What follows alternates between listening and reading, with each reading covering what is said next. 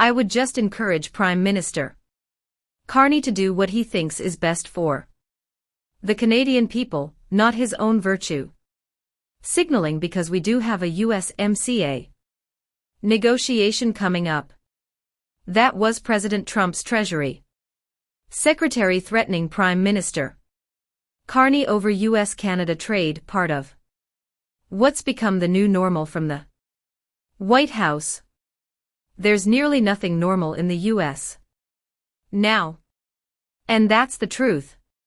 It almost feels like every day we're hearing something out of the White House on trade. Like this post from Thursday, the President threatening to slap a 50% tariff on aircraft made north of the border because Canada has, quote, refused to certify the Gulfstream American jets. So when it comes to negotiating Canada's biggest, most significant trade deal, what could be the best tactic to use with this administration? We spoke with Jamie Tronies, head of the Center for North American Prosperity and Security, about what she calls a grand bargain. Jamie, thanks for joining us.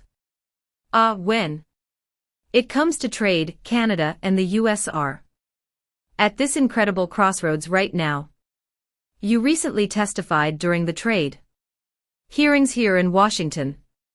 What was your message? I talked a lot about how Canada and the US currently have one of the greatest economic trade deals ever that has provided decades of benefits for both countries. Having this free trade agreement is something that, while maybe there's some issues with it, overall it's led to increased prosperity and increased strength for the continent. And so my message was strongly keep the agreement, fix it if we have to, but keep it in place. And secondly, that if we do need to fix it, let's make it a quick fix and move on to the next thing. We really don't need to reopen the whole agreement for a long, drawn-out review that's going to take on too much changes. We need to keep it simple and get moving forward. Do you think the current administration and the White House feels that way? Well, that's the big question. It is tough to think that they would think that right now. Clearly Trump is very much hung up on having tariffs his favorite word in the dictionary. It brings it up on almost every single thing, and I don't think that Canada is going to escape the eye of Sauron when it comes to tariffs. Bloomberg did an analysis recently and they found that Trump only follows through on about 43% of his tariff threats. Does that surprise you? What should the Canadians take away from that? It doesn't surprise me. And the reason it doesn't surprise me is I think Trump actually believes he has more tariff authority than he does. And so often times he has to walk that back. And his knee-jerk reaction of throwing out tariffs here and there on things he doesn't like doesn't always get the response that he's looking for, which is a back-down response. And I think that Canada has been correct in calling him out on not backing down on certain things. We are the only country that hasn't really embraced everything and given him the deal that he wants, and we still have the world's best trade deal with the United States with USMCA.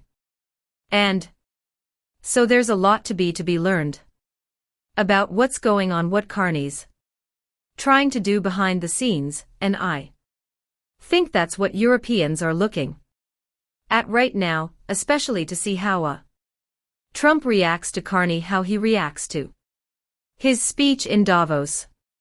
It feels as though Carney has punched the shark in the Knows. I know everyone's waiting to see when the shark is going to come back and try and bite him. It feels like it must be incredibly difficult for Canadian negotiators to deal with this situation though, because they might have all these grand plans, they might even talk them through with the U.S. Trade Representative, for example.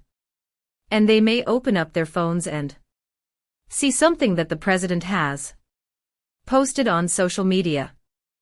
What advice would you offer about how you navigate a situation like that? It's extremely difficult. At the end of the day, Trump is the only person who's going to decide what's in an agreement and what isn't.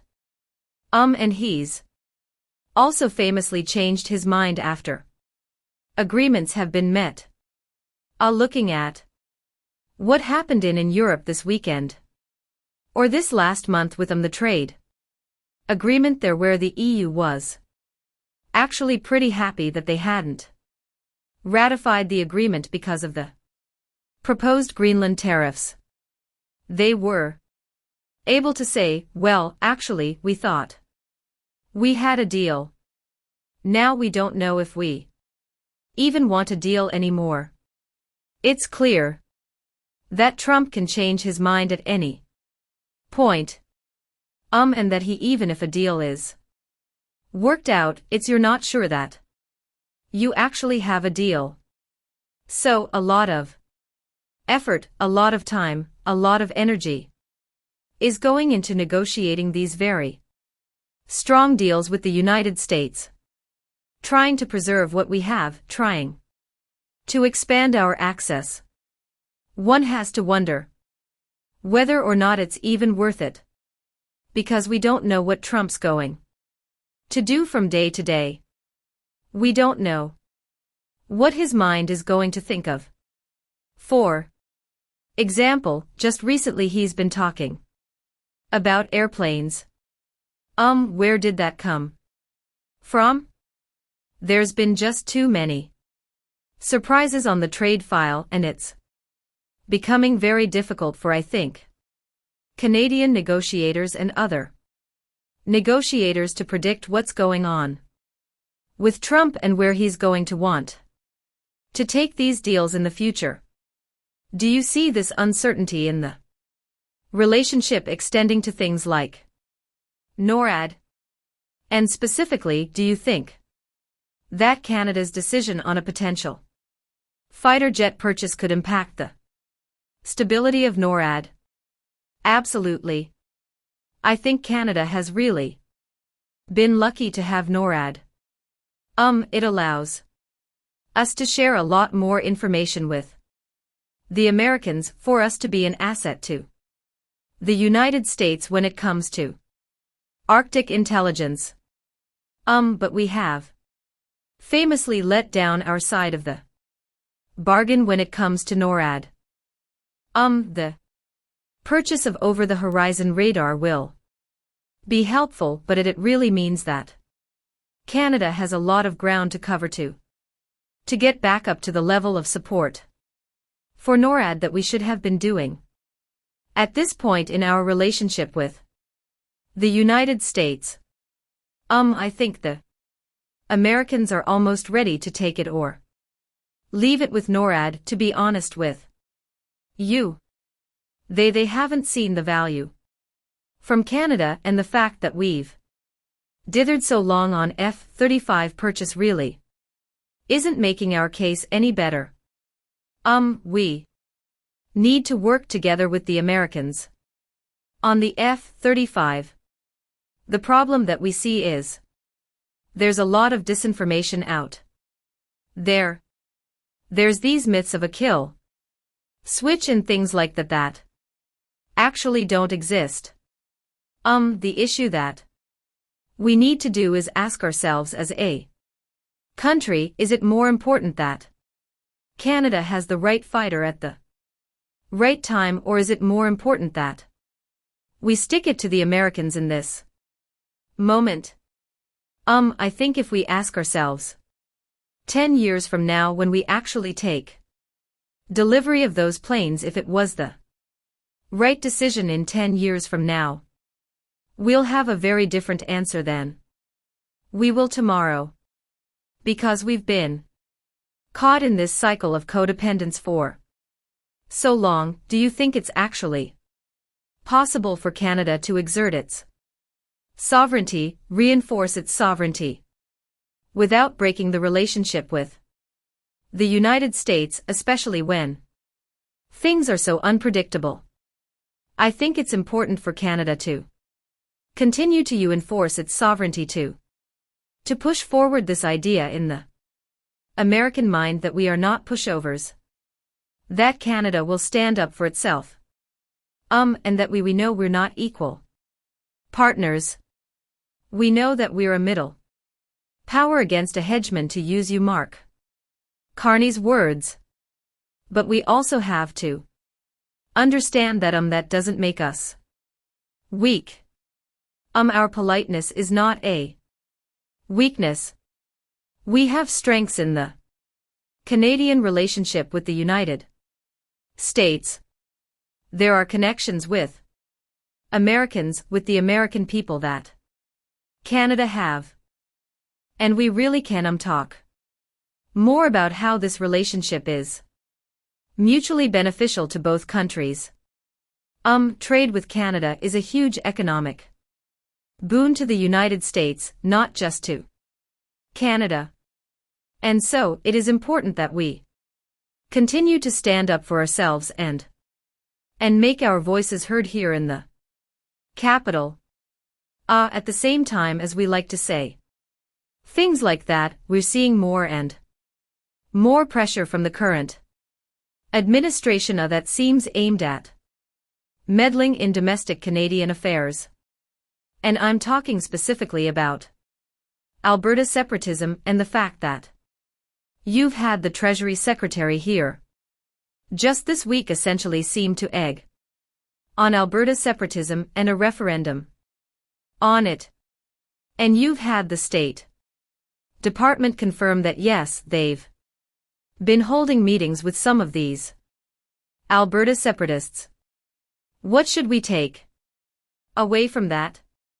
Yeah, I think it was very interesting that after the Davos meeting, it suddenly became aware, we suddenly became aware of more meetings between the US government and some of the separatists from Alberta. But certainly those meetings have been going on for some time. For example, Cam Davies was at Mar-a-Lago just a few months ago. They're very well funded for a separatist movement. I'm not going to question where that money is coming from. But what I do want to know is that whether or not there's going to be international interference into Alberta referendums, or even Quebec separatism referendums, that is actually something that Canada needs to be very well prepared for, because if we look at the Marie Hogg Commission and the interference from the PRC and other powers in Canada's elections, there's no reason why other powers wouldn't meddle in our own sovereignty debates to try and use them as a wedge between Canada, between Alberta and other countries. I do get asked a lot by folks in the magosphere whether or not they think that Alberta would whether or not I think that Alberta would join the United States. A lot of them seem to just assume that the referendum is about joining the United States. I think it needs to be made clear here in the United States that the Alberta separatist referendum, if it should take place, the question is nothing to do with joining the United States. The question is for Albertans to decide, and it's about their place in Canada or outside of Canada, and that doesn't necessarily come with a degree of joining the United States with that. So, It is something that I think a lot of folks who are watching the Canada-US relationship are starting to notice and become very concerned about. Do you think there's people in the current administration who take the idea of a separation or joining the United States seriously, or is this just about sort of poking Canada in the eye? I think part of it is poking Canada in the eye. A lot of the folks in the administration are very well adept at polling, and they understand that, the polling right now isn't showing Alberta, likely to separate. And that there's even less of a chance of Alberta joining the United States. But it certainly is, a bit of a troll, which, the president is famous for, and a good way to poke Mark Carney and make him feel weak, as a gotcha point. But the reality is that this is nothing to do with the United States and really very little to do with the Canada-US relationship at the moment. That's an internal matter for Canadians and Albertans to decide. Wonderful. Thank you for your time.